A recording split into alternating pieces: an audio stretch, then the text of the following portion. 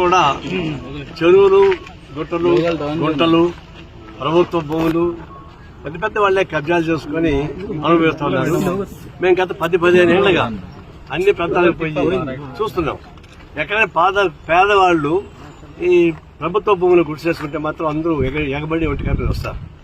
కానీ ఈ గుంటపురం బోకులు, చెరువు, ట్యాంకు ఇవంతా ఉండే వాటిలో బిల్డింగ్ కట్టుకున్నారు. కొన్ని చోట్ల ఇండియన్ కాలేజీ కట్టుకున్నారు, కొన్ని చోట్ల ఫంక్షన్ హాల్స్ కట్టుకున్నారు. వాళ్ళు విలాసవంతమైన జీవితాలు కనిపిస్తా ఉన్నారు. వాటిపైన మేము ఎన్నో రోజులు ఆందోళన చేశాం. ప్రభుత్వం పరిశీలన పెట్టింది. ఇప్పుడు ఎందుకైనా మంచిది, రేవంత్ రెడ్డి ముఖ్యమంత్రి అయిన తర్వాత ఈ కుంటలు, చెరువులు మొత్తం కూడా ఖాళీ చేయించడానికి ఒక సంస్థ ఏర్పాటు చేశాడు. హైడ్రా సంస్థ ఏర్పాటు చేశాడు. సక్సెస్ చూద్దామని అనుకున్నాం. కానీ ఎన్ కన్వెన్షన్ అధినేత చాలా సినీ ప్రముఖుడు ఆయన నాగార్జున, ఆయన బిగ్ బాస్కే బాస్ ఆయన దీన్ని ఆక్రమించుకున్నాడు. సరే ఏదో ఒక ఎకరా 2 ఎకరాలు చేసి ఉండొచ్చు. దాన్ని ఉపయోగించుకొని ఈ చెరువుని ఆక్రమించేశాడు. అది చూడండి, మామూలుగా FTL నుంచి 100 మీటర్స్ తర్వాత బఫర్ జోన్ తర్వాతనే అన్ని కట్టుకునే అవకాశం ఉంటుంది. ఇక్కడ బఫర్ జోన్ కాదు, FTL కన్నా ముందే వచ్చేసింది. ఇంత అక్రమంగా చేస్తున్నాడు. రోజుకి దాదాపుగా ఒక 50-60 లక్షల రూపాయలు దీనిలో వస్తున్నాయి. కోట్లు ఉండొచ్చు. టీఆర్ఎస్ గవర్నమెంట్ రాకముందుగా ఈ ఆంధ్రవాళ్ళు మొత్తం ఆకుపోయి చేసుకుంటాం, ఎన్కౌంటర్ రద్దు చేస్తామని చెప్పారు. టీఆర్ఎస్ గవర్నమెంట్కి వచ్చి అతను బొస్స కొట్టింది. రాత్రి ఏమైందో కానీ మొత్తం సైలెంట్ అయిపోయింది. అప్పటి నుంచి హాయిగా నడిపించుకుంటున్నారు. మళ్ళీ రేవంత్ రెడ్డి వచ్చి దీని మీద పనిచేశాడు, కూల్చేశాడు. మనం స్వాగతిస్తున్నాం. ఇది మరీ అన్యాయమైనటువంటి దురాటంతో కూడుకున్నటువంటి పబ్లిక్ ప్రాపర్టీ డ్యూటీ చేసినటువంటి సంస్థగా మారింది. దీన్ని కూల్చేయడం మంచిదే. ఆయన పాపులర్ సినిమా యాక్టర్ కావచ్చు. పాపులర్ సినిమా యాక్టర్ ఆయనకు చాలా డబ్బులు ఉన్నాయి. సినిమాలు యాక్ట్ చేసి ఇంకా డబ్బులు వస్తాయి. అందులో బిగ్ బాస్ యాక్ట్ చేస్తున్నాడు. బిగ్ బాస్ చాలా డబ్బులు. ఇదంతా ఒక లెక్క కాదు. ఇట్లాంటి 10 పోయినా బిగ్ బాస్ డబ్బులు వచ్చేస్తారు. ఎందుకు అంత కక్కుర్తి ఎందుకని? అదేమంటే FTL లోపల కానీ ఉంటే నేనే కూర్చేస్తాను పగలగలుగుతున్నాను. ఆ సినిమా డైలాగ్ పలుకుపోయింది. ఒకటే కూర్చొని 100 మంది కొట్టేస్తానంటే కొట్టేస్తుంటారు, వాళ్ళు పడిపోతుంటారు పాపం. అది సినిమా డైలాగ్ అనుకుంటారు. నేను డైరెక్ట్ ఇక్కడే ఉన్నా, చెరువు ఇక్కడ ఉంది, నా చేతికి అందే చెరువు ఉంది. మరి ఇక్కడ చెప్పండి చూద్దాం. ఎందుకంటే బొక్కాయిస్తారు. ఇది కరెక్ట్ కాదు. దీన్ని ఆయన క్షమాపణ చెప్పాలి. దీనికి ఆయన కాంపన్సేషన్ కట్టాలి. ఎన్నేళ్ళు దీన్ని అనుభవించాడు, రోజుకి ఎంత వచ్చిందో లెక్కేసి ఆ డబ్బులు మొత్తం ఆయన దగ్గర కక్కించాలి. ఆ కక్కించి పేదవాడికి ఇల్లు కట్టించండి ఆ డబ్బులతో, ఇంకా పర్వాలేదు. ఇది దీంతో పాటు ఇంకా టౌన్లో సిటీలు చాలా వస్తున్నాయి. ఇప్పుడు మల్లారెడ్డి చాలా భూ మాఫియా. ఆయన చెరువులు ఈరాన్ చెరువు సగం కనిపిస్తా ఉంది. చెరువు కనపడి కూడా మొత్తం ఆక్రమించి నేనే కలిసి కట్టేశాడు.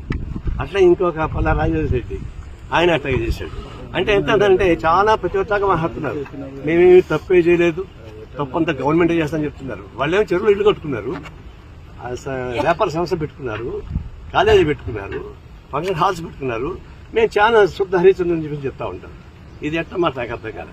దీన్ని మేము పొలిటిలైజ్ చేయదలుచుకోలే, వాళ్ళు పొలిటిలైజ్ చేస్తున్నారు, మేము పొలిటిలైజ్ చేయదలుచుకోలే. వాస్తవానికి హైదరాబాద్ చుట్టుపక్కల మొత్తం తీసేసి తప్ప సాధ్యం కాదు. ఒకటి. రెండవది ఏంటంటే ఇప్పుడు వికారాబాద్ నుంచి ఇబ్రహీంపట్నం దాకా నాలా ఉంది. ఫిరంగి నాలా అక్కడే ఉంటుంది. అది మూసినా మేము ఆ మొత్తం పాదయాత్ర చేసాం. ఆ నాలాలు మొత్తం వాకుపోయిపోయింది. అందువల్ల ఏమైంది, ఆ వికారాబాద్ నుంచి నీళ్లు ఇబ్రహీంపట్నంలో పడాలి. కానీ మొత్తం కాలు పూజ చేశారు, ఇల్లు కట్టుకునేసారు.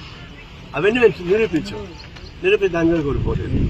అందువల్ల వాటర్ ప్లాంట్స్ సంబంధించి, చెరువులకు సంబంధించి, వాటర్ కాలువలకు సంబంధించి ఇవన్నీ ఇక్కడ కబ్జాయిపోతుంటే అప్పుడు వర్షం పడితే ఏమవుతుంది, అవి ఊళ్ళ మీద వచ్చి పడుతున్నాయి. ఇప్పుడు 10 వర్షం పడితే కూడా వచ్చి ఊళ్ళో నిలబడుతున్నాయి. కాబట్టి ఈ కాలువలు, దానికి తగిన గుంటలు, చెరువులు పూర్తి చేసినందువలన ఆ వర్షానికి ఏం తెలుసు పాపం, ఎక్కడ పల్లెడు అడిగిపోతాయి, వచ్చి ఊరి మీద పడుతున్నాయి. ఒక అరగంట వర్షం పడితే 10 గంటలు జామ్ అయిపోతాం హైదరాబాద్ సిటీలో. దీనికి కారణం కూడా ఇట్లాంటివి. అందుకే ఇవన్నీ ఇది ఒకటి కాదు, ఆరంభం సూరత్వం కాదు. హైదరాబాద్లో ఇట్లాంటివన్నీ కూడా మొత్తం ఖాళీ చేయించమని, అట్లా ఖాళీ చేయిస్తే కమ్యూనిస్ట్ పార్టీగా మీరు సపోర్ట్ చేస్తామని చెప్తున్నాను. రెండవది అంటే కొన్ని ఇండ్లు పడగొట్టడానికి చేస్తున్నారు. ఇక్కడ మాకు ఒక అభ్యంతరం ఉంది. కొంతమంది ఈ నోటరీ సంతకం పెట్టి నోటరీ ద్వారా 4 సెంట్లు 5 సెంట్లు అమ్మేశారు. కొన్ని వాళ్ళు ఏం చేశారు, ఇల్లు కట్టుకున్నారు. ఇల్లు కట్టుకుంటే ఇప్పుడు అన్నోటరీ వాడు అడవబోయాడు, ఆ భూమి గవర్నమెంట్ది, ఎవరు కట్టుకున్నారు, ఇప్పుడు పోయి దాన్ని కొట్టేయని ప్రయత్నిస్తున్నారు. అట్లా కొట్టేది కూడా మేము చెప్పేది ఏంటంటే అట్లా ఆక్యుపై చేసిన వాళ్ళంటే ఆక్యుపై చేసిన కాదు, మధ్య తరగతి పేదవాళ్ళు కానీ ఇల్లు కట్టుకుంటే వాళ్ళకి ప్రత్యామ్నాయంగా స్థలం చూపించనే కట్టండి, లేదా అది గుంటలు పరమలు కాకపోతే వాళ్ళకి రెగ్యులైజ్ చేసి డబ్బులు వసూలు తీసుకోండి. అంతేగాని కుట్టేస్తే నేషనల్ వేసేది అవుతుంది. అందుకే అట్లాంటి మధ్యతరగతి పేదవాళ్ళకి సంబంధించి అన్యాయం జరగకుండా ప్రత్యామ్నాయం వేయండి, లేదా వాళ్ళకి రెగ్యులైజ్ చేసి వాళ్ళకి 50% 60% డబ్బులు ఎక్స్ట్రా చేసి కట్టుకోండి. అందువల్ల రెండు రకాలు చూడాలి. ఖాళీ చేయించడం ఖాయం, దానికి కమ్యూనిస్ట్ పార్టీ సపోర్ట్ చేస్తుంది. అదే సందర్భంలో పేదవాళ్ళు మధ్యతరగతి వాళ్ళు ఇండ్లు కట్టుకుంటే వాళ్ళు ఎక్కడ మోసపోయారు, ఎవడో బినామీ అమ్మాడు వాడిని పట్టుకోండి, ఎవరైతే బినామీ అమ్మారో వాడిని పట్టుకోండి, ఎవరైతే రిజిస్టర్ చేశారో వాళ్ళని పట్టుకోండి, ఎవరు పర్మిషన్ ఇచ్చారో వాళ్ళని పట్టుకోండి, దీనికి ఎవరు పర్మిషన్ ఇస్తుంటే వాళ్ళ ఆఫీసుని పట్టుకోండి, వాళ్ళ సొత్తులు ఏలవేయండి. అందువల్ల అధికారులు వదిలిపెట్టి, అవినీతి పనులు వదిలిపెట్టి, దొంగ పట్టాలు సూచన సభను వదిలిపెట్టి ఎంజాయ్ చేసిన అమ్మాయికి దొరికి వాళ్ళని వాళ్ళు ఇబ్బంది పెట్టుకుంటుంది. కోరుతున్నాం, ఇది కొనసాగించమని కోరుతున్నాం. ఈ కొనసాగడం మన వెనక వస్తే మంచిది కాదు. పులి మీద సవాలు చేస్తున్నారు, మధ్య దిగితే మాత్రం మింగేస్తుంది, దిక్కుని పోతే అడవికి తీసుకెళ్తారు, అది మనుషులకు తీసుకెళ్తారు, జనాలకు తీసుకెళ్తారు. రేవంత్ రెడ్డి జనంలోకి పోతాడు, మధ్య దిగితే పుల్లు ఉంటాయి. ఆయన అదే కొనసాగిస్తే జనంలోకి వస్తాడు, జనం మిమ్మల్ని కాపాడతారు. కమ్యూనిస్ట్ పార్టీ మీరు సపోర్ట్ చేస్తుంది. ఇలాంటి దుశ్చర్యలు పాల్పడిన వాళ్ళకంటే తగిన గుణపాఠం అని చెప్పేసి నేను ఎవరు కోరుతాను.